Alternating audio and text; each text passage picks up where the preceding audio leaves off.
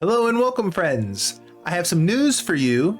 Some of you may have heard, but for those of you who have not, Serath has been announced and will be in our hands September 12th. Not only that, we will understand the Season 3 roadmap on that same release.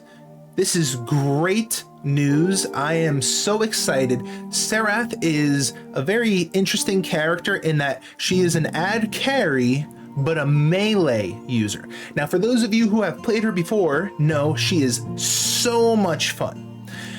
I'll briefly just go over some of her abilities and lore to bring you guys up to speed.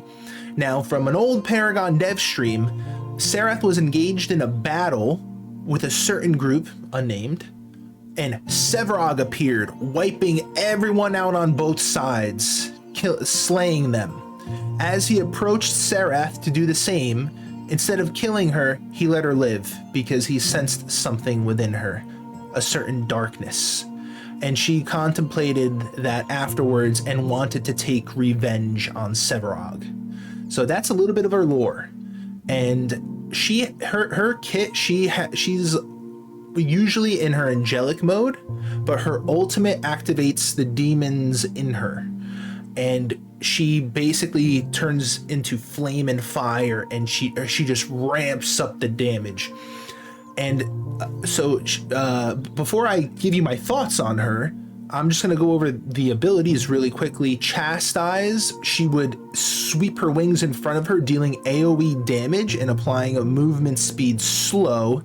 That's kind of her ability to help disengage and also stick on to targets, because as a melee ad carry, you're going to want to try to stick onto targets as best as you can.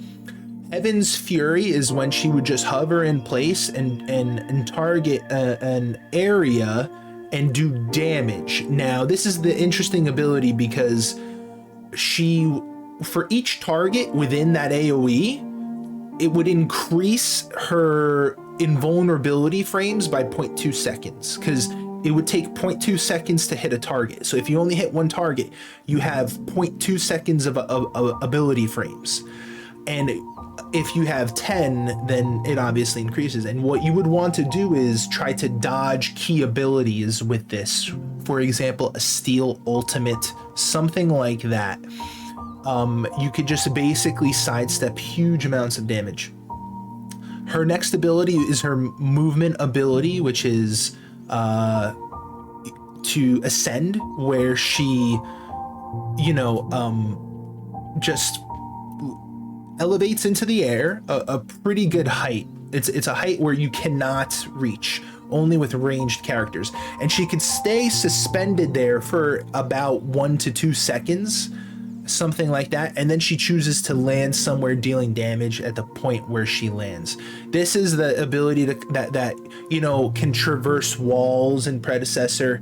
You're going to be able to crash down into Orb Prime and Fang Pit, or you might be able to just if you're in the river, you could get up on the ledge and get away, something like that. And then her ultimate is just basically, you could kind of think of it like a Grux ultimate. Like, she pops her ultimate, she turns red, and she just wants to wail on you during the duration of that ultimate. And you, as the opponent, you just want to run away as fast as you can, because she's going to do a ton of damage. In Paragon, it applied a burn debuff and a weakness debuff, which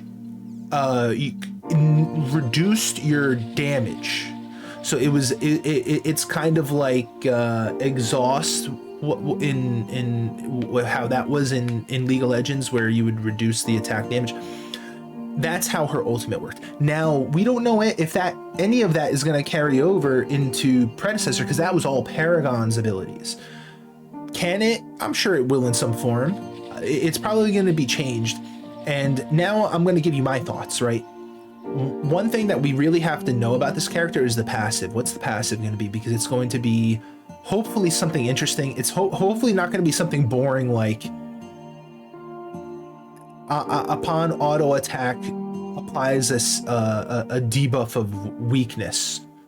you know, hopefully it's not something that lame. Hopefully it's something more interesting. And I do hope that they have changed and innovated on to her kit, because this is the crux of my thought. Serath was never really effective at a higher level in Paragon because she was so vulnerable. You know, you're a melee ad carry, which means you're squishy.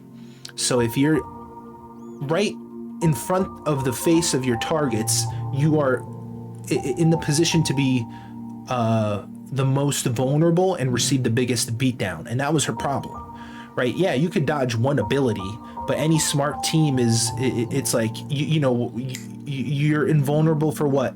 A second, if you're lucky, more than that, and then all of a sudden you just get stomped. And that was that. You never saw her in like the highest level play in tournaments. She's fun to like pub stomp and stuff like that, but I do hope that they have innovated on her kit just a little bit, because otherwise she's going to be a really fun character that's just not going to be that effective. However, I do have hope, because if you look at Chimera, they innovated even just slightly, right? They just basically gave him a cleanse, and that has made a monumental difference in Chimera. Chimera is now like super effective. In Paragon, he was a pub stomper for lower, like mid to low level play, never even seen high level. Now he's high level. So if there's one team to do it, I think Obita can do it, and I cannot wait to see Serath in all her glory. I really hope that they make melee ad carries viable. It'll add another dimension to the game that'll be really cool. She's likely going to be in the off lane, most likely an off laner. She can be in the jungle, obviously, if she's an off laner, but I don't think she's going to be a dedicated jungle. Maybe if they changed her kit to be a dedicated jungler, that'd be really cool. I would be all for that. I'm hungry for a jungle. This is the season where we should receive a new jungle, hopefully Boris. But if not, you know, I'll definitely be running Serath in the jungle a few times to see what she can do. But really cool. Can't wait. September 12th. Hope to see you all on the battlefield. Thanks for tuning in, and plenty more content on the way, everybody. Much love.